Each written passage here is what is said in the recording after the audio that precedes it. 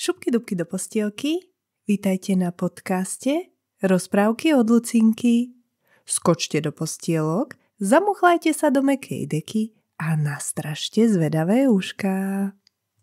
Halloweensky špeciál Ako tekvica rozosmiala tmu. V jednej starej záhrade pod jabloňou sa to na jesene ligotalo farbami. Tekvice tam od rána do večera trénovali úsmevy ako herečky pred veľkým vystúpením. Ja budem svietiť pred školou, chválila sa jedna.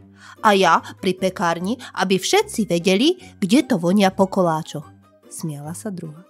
A ja prosím pekne, ja budem v televízii, vyhlásila tretia tak vážne, až sa jej vykrútila stopka. Len jedna tekvica mlčala. Sedela bokom, tichá ako jesenné popoludnie. Mala malý hrbolček na boku a úsmev, ktorý bol, tak trošku nakrivo. Volala sa Tika. Ach, mne to nejde, povzdychla si. Keď sa chcem usmiať, vyzerám, ako keby som práve ochutnala citrón. Na plote čvirikal vtáčik Fidlík. Ale no tak, štebotal. Úsmev sa predsa netrénuje. On sa rodí srdcom, keď sa na niečo tešíme. A čo keď sa vo mne nič neteší? Tak počkaj, možno len čaká, kým ho niekto pošteklí. Tika si vzdychla a stiahla sa do tieňa. Ostatné tekvice sa chichotali, až im praskali stopky. A ona mala pocit, že čím viac sa snaží zapadnúť, tým viac svieti jej ticho. Prišiel Halloween. Ľudia chodili po záhrade s košíkmi, klopali na tekvice, smiali sa, chválili, aké sú krásne a jednu po druhej si brali domov. Až kým na zemi nezostala len Tika. Tak to je koniec, šepla. Asi som tá, ktorú nikto nechce. Z oblohy sa spustil dážď. Kvapky padali na jej šupku ako drobné slzy, ale Tika neplakala, len ticho počúvala. Aspoň ma zalieva. Možno vyrastiem do niečoho lepšieho. Nestihla to ani dopovedať a práve vtedy sa z kopy listov ozval au, au, ups, au, au. Z listov sa vyhrabalo malé, chlpaté, trošku rozsuchané stvorenie. Malo jedno krivé uško, nos červený od studeného vetra a oči ako dve iskričky. Čau, ja som Bubu. Jaj, ty si ma ale vystrašil. Naozaj? Hurá! Konečne niekoho. Skúšal som to na mačku, ale tá si na mňa ľahla ako na vankúš. Tika vyprschla smiechom. Bubu sa oprášil, z hlavy si zhodil list a pyšne sa postavil. Ty nie si strašidelný, ty si skôr ako taká plyšová fazuľka. No a ty nie si smiešná, ty si skôr tekvica, čo sa hrá na búrku. Na sekundu sa na seba pozreli a potom obaja vybuchli smiechom. Smiech sa rozlieval po záhrade ako iskry z prskavky. Keď sa konečne vydýchali, Tika povedala. Tak to sme dvaja cudáci. Ty nevieš strašiť a ja sa neviem usmievať. Dokonalá dvojka, vyhlásil Bubu. Klub neschopných, kapitola 1. Obaja sa späť rozosmiali a spolu sa vybrali na krátku nočnú prechádzku. Ako sa tak túlali záhradou, Bubu kráčal vedľa Tiky a jeho chlpaté ušká sa hojdali do rytmu jej tichých krokov. Vieš čo, Tika? Začal nesmel. Ja som nikdy nebol pozvaný na Halloween. Vraj som na strašidlo príliš roztomilý. Raz, predstav si to, mi dokonca jedno dievčatko povedalo, že by ma chcelo mať na poličke pri plišákoch. Chápeš to? Tika sa usmiala, nie posmešne, ale tak, ako sa usmeje niekto, kto presne tomu rozumie. To ti verím. Ja som zastá tekvica, čo sa mala usmievať pred školou. ale zobrali všetky ostatné. Povedali, že mám krivý úsmev a nepasujem do Halloweenu. Bubu prikývol a poškrabal sa na ušku. Tak to sme dvaja.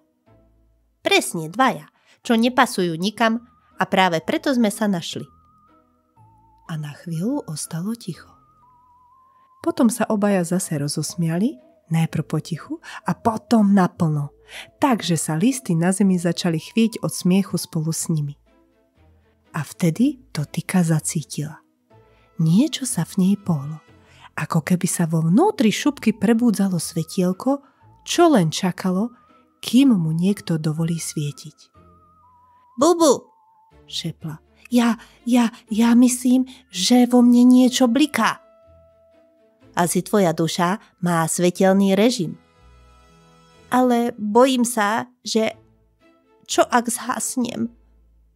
No tak to skúšaj pomaly. Každé svetlo potrebuje chvíľku, kým si zvykne na tmu. Lenže tma sa pohla. Najprv len neisto, ako keby sa prebúdzala. Potom sa zhlboka nadýchla a z jej stredu sa začal dvíhať tieň. Ťažký, pomaly, so šelestom ako stará prikryvka. Vietor zadržal dých, listy sa prestali hýbať a vtedy z mly zaznelo. To sa to tu smeje v mojej noci. Bubu nadskočil. Ups, asi sme zobudili Tmíka. A kto je Tmík? Ten, o ktorom som ti hovoril. Tieň, čo nemá rád smiech. Ale asi sme ho práve pošteklili našim smiechom. Z mly sa pomaly vynoril tieň. Bol vysoký, trošku rozmazaný a smutný. Hlas mal ako vietor, čo si zabudol text svojej piesne.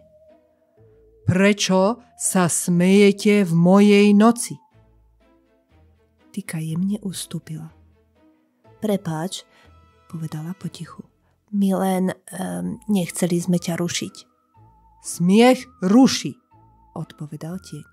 Noc má byť tichá. Keď sa smejete, tma sa roztrhne. Bubu sklopil uška. To sme nechceli, šepo. My sme sa smiali len trošku. Ako keď si chceš zahriať ruky. Tmík sa zachvel, jeho obrys sa na chvíľku rozmazal. Zahriať? Mňa smiech kedysi spálil. Tika zdvihla hlávku.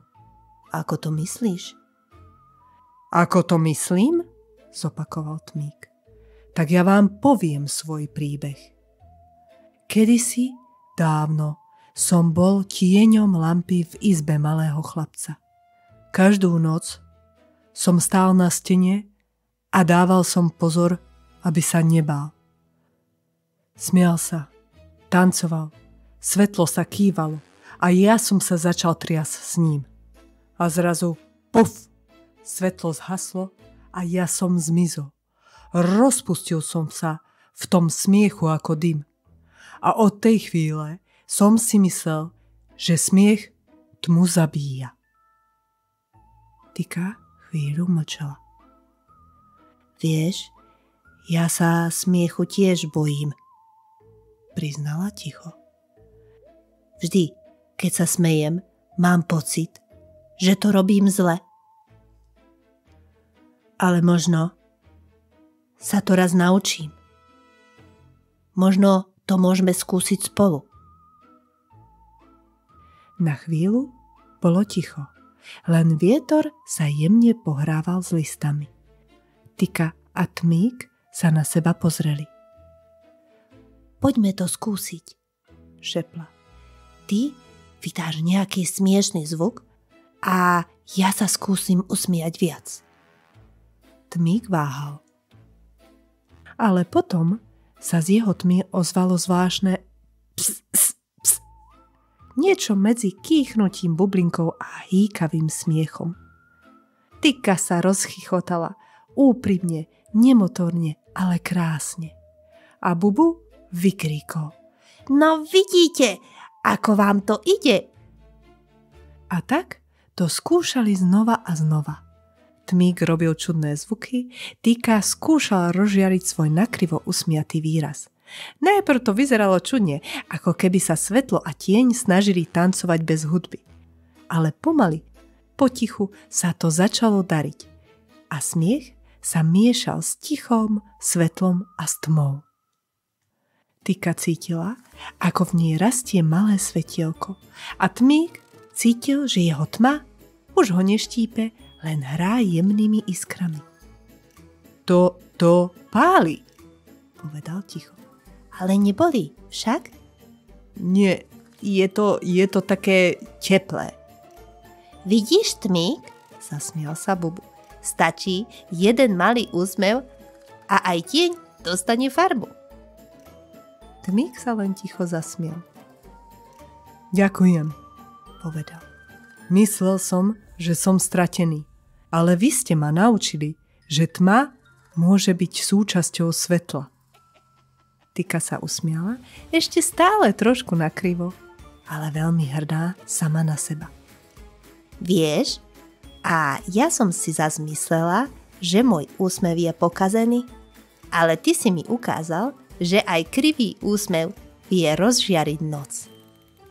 Na chvíľu sa obaja pozerali jeden na druhého. Tekvica a tieň a medzi nimi sa mihotalo niečo, čo by sa dalo nazvať odvaha byť sám sebou. No teda, prerušil ich Bubu. Z tmy, čo sa bála smiechu a z tekvice, čo sa bála usmievať, tu máme teraz hotovú svetelnú show? Všetci traja sa rozosmiali. Nie hlasno, ale len tak srdcom. A ich smiech sa rozlieval po záhrade ako zázrak. Ak sa niekto v noci zasmeje, povedal ticho Tmík, sľubujem, že jeho smiech nechám žiariť a už ho nikdy nebudem chcieť umlčať. A ja sľubujem, šepla Tika, že sa budem usmievať, aj keď to nebude dokonalé. A ja, dodal Bubu s vážnou tváričkou, sľubujem, že budem roztomilý. Vždy, aj keď to nie je strašidelné. Všetci traja sa zasmiali znovu. Tentoraz sa smiech niesol tak ďaleko, že aj hviezdy sa na chvíľu rozžiarili jasnejšie. A ak by ste v tej chvíli počúvali veľmi pozorne, počuli by ste, ako sa nebo ticho usmieva spolu s nimi. A Tika, keď tak stáli všetci traja, pri sebe dodala. Viete čo? Povedala mäkko. Byť iný neznamená byť pokazený. Len svietime trošku inak. A vtedy sa celá záhrada naplnila tichým šťastným svetlom. Nie zo žiaroviek, nie z kúziel, ale zo smiechu, ktorý sa nebál byť sám sebou.